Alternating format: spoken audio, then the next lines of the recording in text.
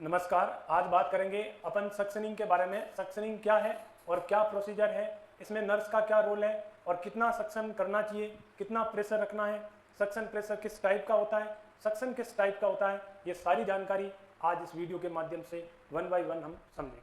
तो स्टार्ट करते हैं। Endotracheal suction. सबसे पहले ही सक्शन का जो टाइप है एंडोट्रेकियल। एंडोट्रेकियल का मतलब है पेशेंट की ईटी ट्यूब लगी हुई है, इनकी पेशेंट को इंटूबेट कर रखा है, पेशेंट क्रिटिकल केयर के अंदर है और इंटूबेशन के दौरान अब पेशेंट को अपन क्या कर रहे हैं, सक्शनिंग कर रहे हैं। एंडोट्रेकियल ट्यूब का मतलब है पेशेंट को अपन मुंह से ट्रेकिया के अंदर ट्यूब को डाला है। इनकी मैं आपको डायग्राम बना के समझाऊं। ये पेशेंट का माउथ है, ये पेशेंट का ट्रेकिया है और उसके बाद में ये बाइफर्केट हो जाता है और ये लंग्स को बनाता है। अब ईटी ट्यूब जो है हमने इधर से इंसर्ट की, इसको अपन ने यहाँ से इंसर्ट किया है और ये करीना तक, इस करीना तक इसका लास्ट जो ईटी ट्यूब का है टिप है। अब ये इधर से अपन इस पेशेंट ने ज़्यादातर ईटी ट्यूब उन पेशेंट में लगाते हैं जो अनकॉन्शियस है, बेहोश है, ट्रोमा के पेशेंट है या ज़्यादा क्रिटिकल पेशेंट है, उसके अंदर अपन ईटी ट्यूब लगाते हैं। ईटी ट्यूब लगाने यहाँ तक लगाएंगे ताकि ये दोनों लंग्स के अंदर बराबर एयर चले जाए। और ईटी ट्यूब सही लगी कि नहीं लगी, इसके लिए अपन कंफर्मेटरी टेस्ट जो है एक्सरे टेस्ट करते हैं। एक्सरे के अंदर क्या आता है, ईटी ट्यूब में एक बीच में रेडियो ओपेक ब्लू लाइन होती है और last radio OPEC blue line कहाँ है वहाँ भी मालूम चल जाएगा। और टेम्परेरी टेस्ट इनकी अपन स्टेथोस्कोप से दोनों लंग्स को सुनेंगे, ऑस्कल्टेशन करेंगे और दोनों लंग्स के अंदर ऑक्सीजन जा रही है तो भी ईटी ट्यूब क्या है, सही है। और ईटी ट्यूब सही से काम कर रही है कि नहीं कर रही है, इसका हमें SpO2 बताएगा और कैप्नोग्राफी की मदद से हम उसको देखेंगे कि ईटी ट्यूब कैसा काम कर रही है। तो एंडोट्रेकियल ट्यूब, अब आपको सक्शनिंग समझ में आ गई होगी। इधर से ट्यूब लगी हुई है और पेशेंट का ये सारा सिक्रेशन जो है, ये कफ है या सिक्रेशन है, इसको हमें रिमूव करना है। देखिए पेशेंट का सबसे ज़्यादा जो प्रायोरिटी है हमारे पास वो है पेशेंट का एयरवे। एयरवे हमेशा पेशेंट का क्लियर होना चाहिए। यदि एयरवे क्लियर नहीं है तो पेशेंट का एस्पिरेशन होने का रिस्क है या पेशेंट और ज़्यादा कॉम्प्लिकेशन या SpO2 फॉल होने का खतरा है। तो endotracheal suctioning, remove of secretion from the trachea bronchial tree. ये ट्रेकियो ब्रोंकियल ट्री है, इस ट्री से हम कोई भी एंडोट्रेकियल ट्यूब की मदद से इसको अपन सक्शन कर रहे हैं। और सक्शन किससे कर रहे हैं, सक्शन के पीछे यहाँ कनेक्ट है, मशीन कनेक्ट है हमारे पास और इसमें जो प्रेशर है वो नेगेटिव प्रेशर है।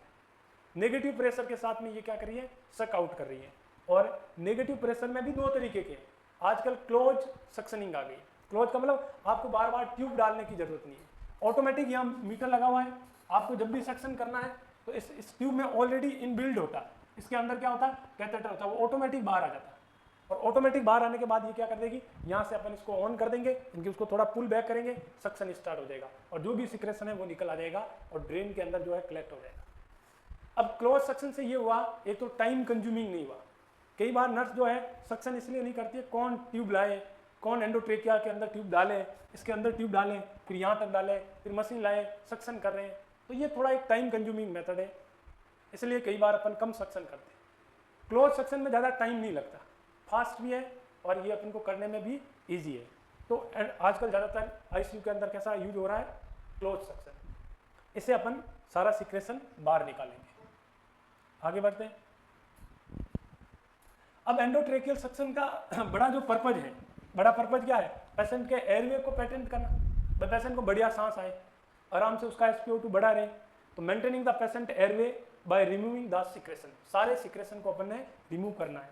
जिससे क्या होगा, prevent of respiratory tract infections from the enlodgement of secretion. जो भी अंदर लोड है, जो भी सिक्रेशन अंदर जमे हुए हैं उसको बाहर निकालना ताकि रेस्पिरेटरी ट्रैक इन्फेक्शन से बचा जाए। तो ये अपना जो है एंडोट्रेकियल ट्यूब का सक्शनिंग का पर्पज रहेगा। नेक्स्ट बात करते हैं कि यदि अपन सक्शन करते हैं तो कौन कौन से आर्टिकल हमें चाहिए, भाई क्या क्या इंस्ट्रूमेंट चाहिए जिसकी वजह से अपन सक्शन कर पाएंगे। तो सबसे पहले हमारे पास क्या होना चाहिए, सक्शन मशीन। आप हॉस्पिटल के अंदर देखे होंगे सक्शन मशीन है, छोटे छोटे मशीन है, पोर्टेबल मशीन है, इधर उधर घुमा सकते हैं उसके अंदर। और कुछ मशीन जो है वॉल पे लगे हुए हैं, है ना, दीवारों पे इस तरीके से फिटिंग कर रखे हैं। एक वॉल पे सक्शन होंगे जो स्पेसिफिक कलर जो है येलो कलर के दिखते हैं। ये किस कलर में दिखते हैं, येलो कलर। येलो कलर में दिख रहे हैं, इसका मतलब क्या है, ये सक्शन है। ऑक्सीजन वाले भी लगे रहेंगे, वो कैसे, ऑक्सीजन वाले कौन से कलर में रहेंगे, व्हाइट कलर। ऑक्सीजन का क्या कलर है, व्हाइट। आजकल सिलेंडर लगाने की जरूरत नहीं है, वॉल आउटलेट पे सीधा आ जाता है, सीधा कनेक्ट कर ले। तो ऐसा मशीन आपने देखा होगा हॉस्पिटल के अंदर, येलो कलर का। अब जो भी सिक्रेशन है इसमें आके कलेक्ट हो जाएगा। एक ट्यूब अपन इससे कनेक्ट कर देंगे और पेशेंट की साइड से ये ट्यूब कनेक्ट कर देंगे। ये अपन नेगेटिव सक्शन करता रहेगा और इधर से आके सिक्रेशन इसके अंदर जमा रहेगा। और ये अपन पेशेंट के अंदर ट्यूब के अंदर अपनी जो सक्शन कैथेटर ट्यूब है वो डालेंगे। तो ये आपको देखा होगा ये सक्शन मशीन, ये पुराने ज़माने की मशीन है। आजकल सारे पोर्टेबल है, पोर्टेबल क्या वॉल आउटलेट पे ज़्यादा है, पोर्टेबल भी यूज कर सकते हैं।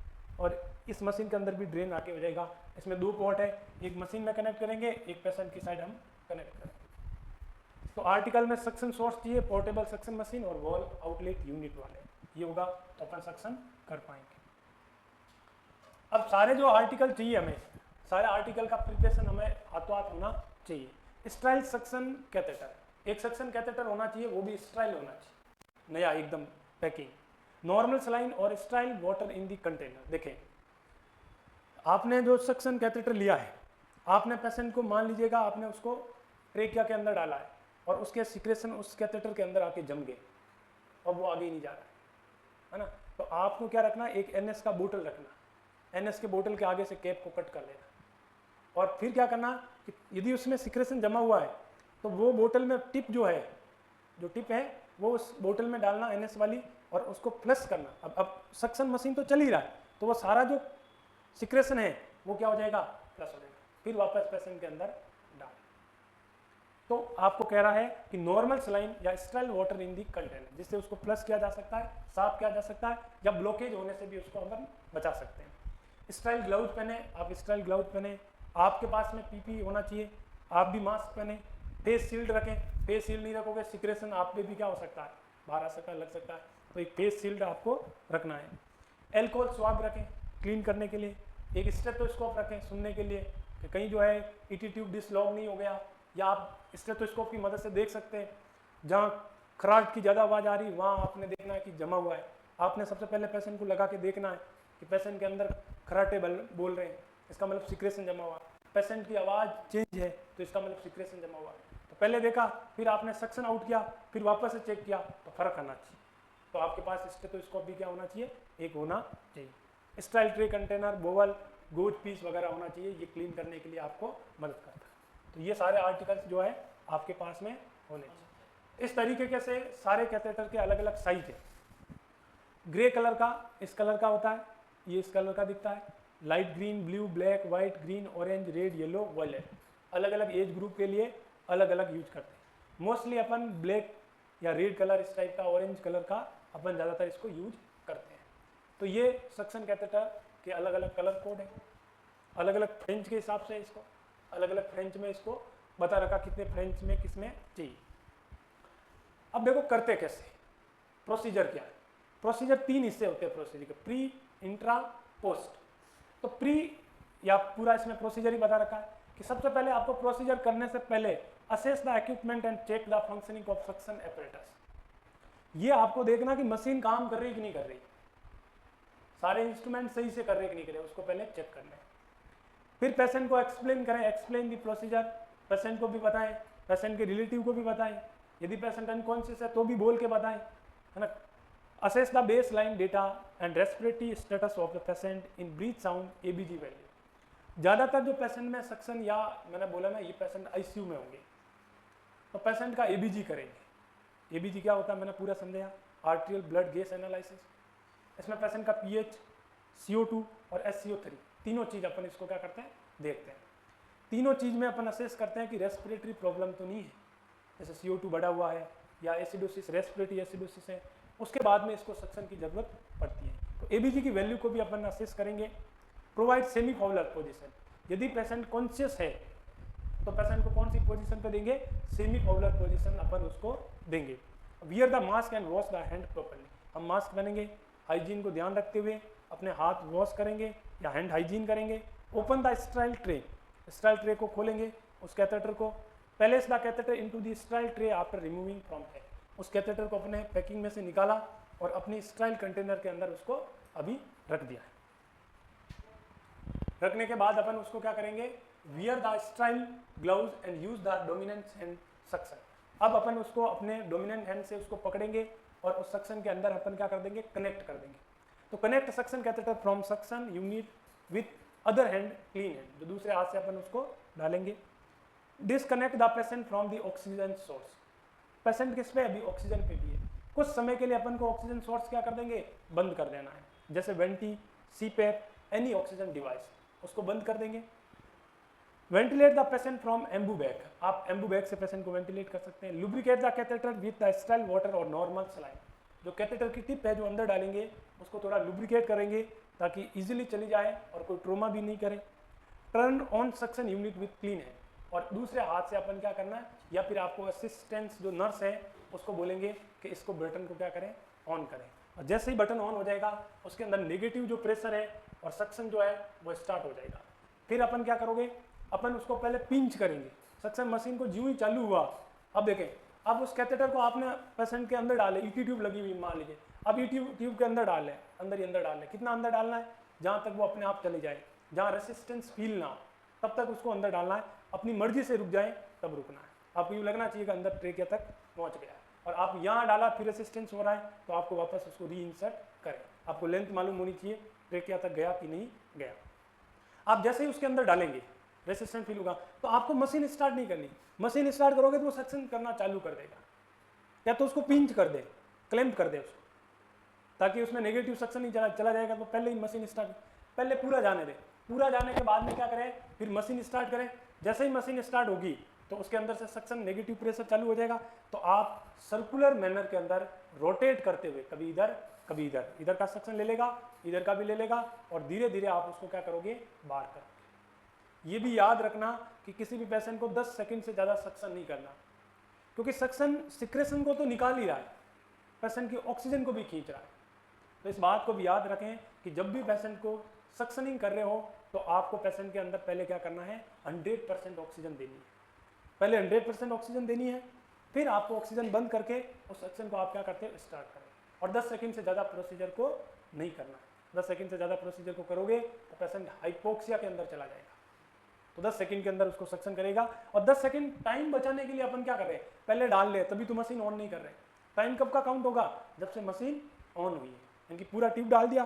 पूरा ट्यूब डालने के बाद में फिर आप मशीन ऑन करोगे, फिर उसको सर्कुलर मोशंस के अंदर धीरे धीरे उसको क्या करोगे, आउट करोगे। तो ये सारी बात उन्होंने यही बता रखी है कि time duration for suction should not be more than 10 second. Pinch करेंगे, कैथेटर को इंसर्ट करेंगे विदाउट फोर्स, ज़्यादा भी फोर्स नहीं करेंगे, जहाँ तक रेसिस्टेंस फील हो वहाँ तक डालेंगे। अप्लाई सक्शन, फिर सक्शन को स्टार्ट करेंगे, पिंच करके हटाएंगे, और वो इस तरीके से अभी जो मैंने सारी बातें बताई वो इसी में।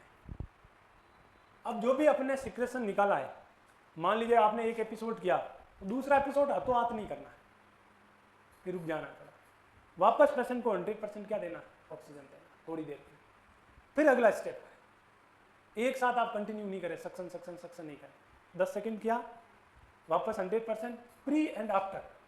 पहले ही 100% दे रहे हो और प्रोसीजर के बाद भी आपको फटाफट 100% उसको ऑक्सीजन देनी है, और कुछ टाइम के लिए आपको वेट करना है, फिर प्रोसीजर को रिपीट करना है। तो यही बात कह रहा है, repeat the procedure as needed, यदि नीडेड है तो, and provide rest between the suction, दोनों सक्शन के बीच में आपको रेस्ट प्रोवाइड करना। When airway become clear, connect the oxygen delivery system to the patient. यदि ऑक्सीजन का बिल्कुल क्लियरेंस है तो वापस क्यों करना, ठीक है, एक बार में ही काम हो गया। Suction oral secretion from oropharynx, यानी कि सक्शन आप ओरोफेरिंग्स का, मुंह का भी सक्शन कर सकते हो। When procedure is the completed, turn off the suction machine, जो प्रोसीजर पूरा हो जाए मशीन को बंद कर दें। Disconnect the suction tubing from the suction catheter, उस ट्यूब को डिस्कनेक्ट कर दें, निकाल दें। Remove the gloves and discard the catheter and gloves, सारे कैथेटर को उसको डिस्कार्ड कर दें, और सारे को क्या कर दें, सारों को अपनी जगह पे वापस रख दें, है ना। तो नेक्स्ट देखिए, और आपको सारे जो आर्टिकल यूज लिए उसको वापस क्या करना है, वापस क्लीनिंग करना है। Replace the article, clean Anbu bag and mask with alcohol, alcohol से उस मास्क को अपन क्लीन करेंगे। हैंड को वॉश करेंगे, पेशेंट को एक कंफर्टेबल पोजीशन पे रखेंगे, दोनों लंग्स के एरिया को ऑस्कल्टेशन करेंगे। देखो अभी बताया ऑस्कल्टेशन के बारे में, सुनेंगे स्टेथोस्कोप लगा के, उस प्रोसीजर को रिकॉर्ड करेंगे। फाइल के अंदर टाइम, कितना सिक्रेशन आया, क्या डेट है, सिक्रेशन का कैसा नेचर, पीला कलर, लाल कलर कैसा आया, ये सारा, उस कैसा साउंड था, रेस्पिरेटरी साउंड, ये जो भी प्रोसीजर में आपने डॉक्यूमेंट्स की वैल्यू, उस वैल्यू को आपको डॉक्यूमेंट्स करनी है, और अबनॉर्मलिटी होने पे सीनियर नर्स या डॉक्टर को आपने इन्फॉर्म करना है। तो इस बात का भी ध्यान रखें। अब स्पेशल कंसिडरेशन का मतलब आपको स्पेशल अटेंशन रखना है। Amount of negative pressure for suction, देखें कि एक सक्शन तो अपन बात कर ही रहे, भाई सक्शन मशीन का प्रेशर कितना होना चाहिए। तो एक अडल्ट के लिए पोर्टेबल सक्शन मशीन का 8 to 5 mm ऑफ एच होता है। वॉल सक्शन है जो 100 से 120 mm ऑफ एच होता है। उस पर मीटर लगा हुआ है, उस मीटर पे ये प्रेशर है। यदि अडल्ट पेशेंट है तो वॉल सक्शन लगा हुआ है, तो 100-120 millimetre of mercury pressure set करना। यदि कोई बच्चा है तो 50 to 100 mm ऑफ एच, और एक साल का बच्चा है 40 से 60 mm ऑफ एच। यदि बच्चा प्री टर्म है, समय से पहले पैदा हो गया, तो 40 mm मिलीमीटर ऑफ मर्करी से हमें क्या रखना है, प्रेशर कम रखना है। तो ये प्रेशर है, ये भी आपको पूछा जाता है एग्जाम के अंदर कि नॉर्मल प्रेशर कितना रखते हैं। ये आपको स्पेशल कंसिडरेशन के अंदर रखना है, ये आपको सेट करना है जब भी आप उसको सक्शनिंग कर रहे हैं। तो ये बात हुई एंडोट्रेकियल सक्शन। अब अगला सक्शन है ओरोफेरिंजियल सक्शन। ओरो का मतलब मुंह के अंदर, या फिर नेजोफेरिंजियल सक्शन क्या है। देखिए इस बात को भी याद रखें, सबसे पहले जो सक्शन करना है वो करना है माउथ का। मान लो पेशेंट के नाक में भी सिक्रेशन है, माउथ में भी है, तो पहले आपको किसका सिक्रेशन करना है, आउट करना माउथ, नोज का बाद में। यदि आपने मान लीजिए नोज का पहले करने की कोशिश की है, तो जो मुंह के अंदर है वो सांस नली में चला जाएगा, एस्पिरेशन हो जाएगा। तो इसको पहले क्या किसका करना है, पहले माउथ का करना है। तो इसके अंदर क्या करता है, remove of secretion from the oral cavity और nasal cavity and pharynx through the suction. Suction के थ्रू अपन इसको क्या करेंगे, सक आउट करेंगे। क्या करते हैं इसके, remove the secretion from airway, airway से अपन उसको रिमूव करेंगे। फैसिलिटेट द वेंटिलेशन, ये वेंटिलेशन को बढ़ाने के लिए अपन ऐसे करते हैं। Obtain the secretion from diagnostic purpose, ये अपन कई बार सैंपल नमूना लेने के लिए भी उस सक्शन को निकाल के उसको रिपोर्ट के अंदर भेजते हैं। प्रिवेंटिंग द इन्फेक्शन, इन्फेक्शन को ये क्या करता है, प्रिवेंट करता है। As needed in endotracheal suction, जैसा भी आर्टिकल क्या चाहिए, जितने एंडोट्रेकियल के अंदर चाहिए वैसे के वैसे आर्टिकल इसके अंदर ही चाहिए। अगला प्रोसीजर कैसे करेंगे, लगभग सारा प्रोसीजर वही लगभग सेम है। पहले पेशेंट को 100% ऑक्सीजन देंगे, इन्फेक्शन कंट्रोल को ध्यान में रखेंगे।